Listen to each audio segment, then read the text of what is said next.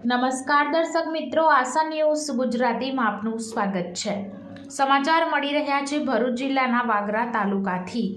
વાગરામાં જય ભીમ જય સેનાના લખેલા બેનરો સાથે કોંગ્રેસ કાર્યકરોની રેલી નીકળી। રેલીની સાથે સાથે વેપારીઓની દુકાનોમાં જય ભીમ જય સેનાના લખેલા બેનરો વહેંચવામાં આવ્યા।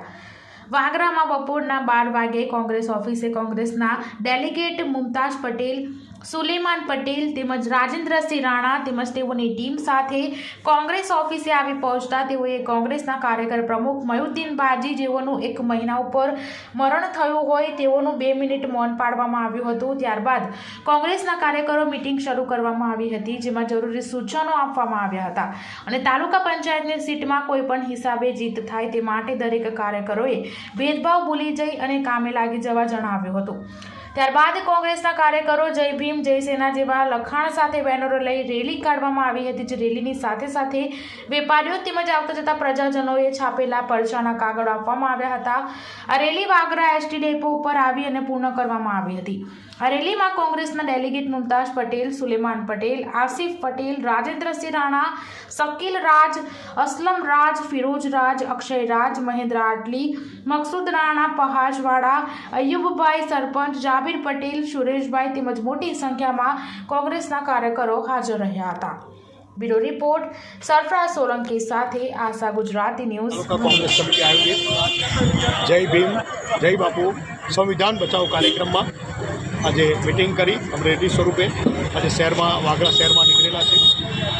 આજે એસસી, એસસી, ઓબીસી, માઇનોરિટી જે રીતે દબાવવામાં આવી રહેલા છે, સંવિધાન સાથે જે છેડછાડ કરવામાં આવી છે, શરમજનક વાત એ છે કે દેશની સંસદમાં ભવિષ્ય નક્કી થાય છે આ દેશનું, ત્યાં બાબા સાહેબ આંબેડકરનું અપમાન કરવામાં આવે છે, એનો સખ્ત શબ્દોમાં અમે વિરોધ કરીએ છીએ અને સંવિધાન, દેશ બચાવો સંવિધાન બચાવો એ રેલીના નારા સાથે અમે આજે વાગરામાં શહેરમાં द्वारा आयोजित जय बापू जय भीम का प्रोग्राम हमने चालू करने की है प्रदेश समिति के आदेश के तौर पर।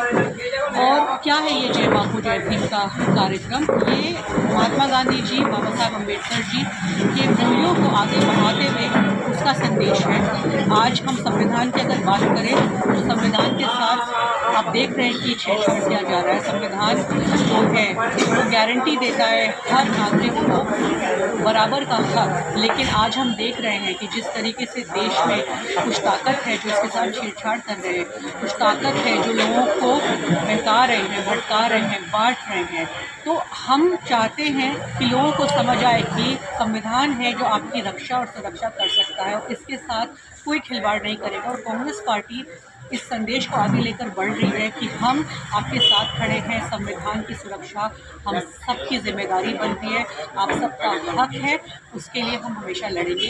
प्यार और मोहब्बत का पैगाम लेकर चल रहे हैं। देश में आज इतनी तकलीफें हैं, बेरोज़गारी है, महंगाई है, लेकिन जो यहाँ पे सत्ता के जो कुछ लोग हैं वो सिर्फ अपनी सत्ता हासिल करने के लिए लोगों को बांट रहे हैं। इस चीज़ के हम खिलाफ हैं, बिल्कुल मोहब्बत का पैगाम लेकर आगे चल रहे हैं और हमेशा संविधान के साथ संविधान की हिफाजत करेंगे। कांग्रेस पार्टी ही वही एक पार्टी है जिसने देश को आज़ादी दिलाई थी, जिसने देश के हर नागरिक को बराबरी का हक और हिस्सा दिया था और हमेशा लोगों के बीच में, लोगों के साथ। Thank you.